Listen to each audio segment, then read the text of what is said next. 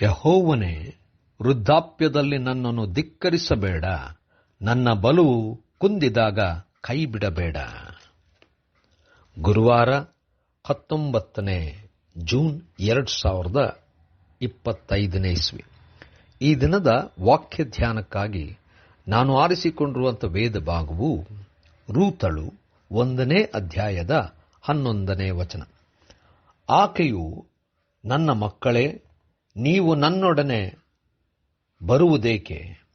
ಹಿಂದಿರುಗಿ ಹೋಗಿರಿ, ನಿಮಗೆ ಗಂಡದಿರನ್ನು ಕೊಡುವುದಕ್ಕೆ ನನ್ನ ಗರ್ಭದಲ್ಲಿ ಬೇರೆ ಮಕ್ಕಳಿಲ್ಲವಲ್ಲ ಎಂಬುವಂಥದ್ದೇ.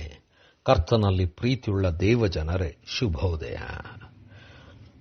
ದೇವರು ಕೊಡುವಂಥ ಅವಕಾಶಗಳಲ್ಲಿ ಯಾರು ಸರಿಯಾದ ಆಯ್ಕೆಯನ್ನು ಮಾಡಿಕೊಂಡು ಜೀವಿಸುತ್ತೇವೋ ಅವರೇ ಧನ್ಯರು. ದೇವರ ನಾಮಕ್ಕೆ ಸ್ತೋತ್ರ ಉಂಟಾಗಲಿ. ಕರ್ತನಲ್ಲಿ ಪ್ರಿಯರೇ, ಈ ವಾಕ್ಯ ಧ್ಯಾನ ಮಾಡೋಣ. ಈ ದಿನದ ವಾಕ್ಯ ಧ್ಯಾನದ ಶೀರ್ಷಿಕೆ ಸರಿಯಾದಂಥ ಆಯ್ಕೆ. ನಾಮಿಯು ತನ್ನ ಜೀವನಕ್ಕಾಗಿ ತಾನು ಮದುವೆ ಆಗಿ ಮೋವಾಬ್ ದೇಶದಲ್ಲಿದ್ದಳು. 2 ಮಕ್ಕಳನ್ನು ಹೊಂದಿದ್ದಳು. ಆದರೆ ದುರದೃಷ್ಟವಶ ತನ್ನ ಗಂಡನನ್ನು ಕಳಕೊಂಡಳು, ಗಂಡು ಮಕ್ಕಳನ್ನೂ ಕಳಕೊಂಡಳು. ಆಕೆಯು ಮತ್ತು ತನ್ನ ಸೊಸೆಯಂದಿರು ಎಲ್ಲವನ್ನು ಕಳಕೊಂಡಂಥ ಸ್ಥಿತಿ.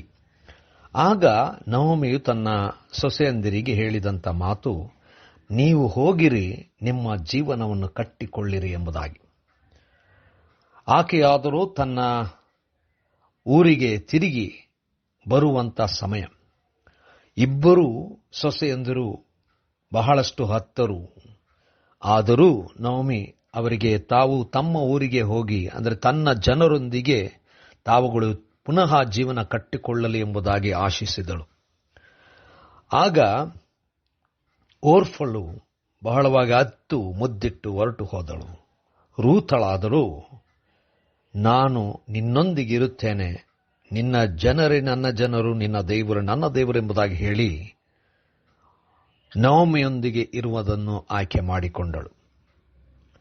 ಈ ಒಂದು ಆಯ್ಕೆ ಒಂದು ದೊಡ್ಡ ತ್ಯಾಗವಾಗಿತ್ತು. ತನ್ನ ಜೀವನ ಕಟ್ಟಿಕೊಳ್ಳಲಿಲ್ಲ. ತನ್ನ ಅತ್ತೆ ಇರುವಂಥ ಪರಿಸ್ಥಿತಿಯಲ್ಲಿ ಆಕೆಯೊಂದಿಗಿದ್ದಳು.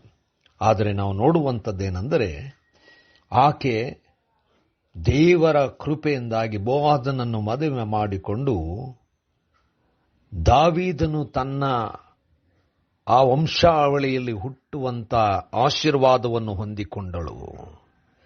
ಕರ್ತನಲ್ಲಿ ಪ್ರಿಯರೇ, ನಮಗೆ ಅನೇಕ ಸಂದರ್ಭಗಳು ಬರ್ತವೆ, ಸದವಕಾಶಗಳು ಸಿಗ್ತವೆ.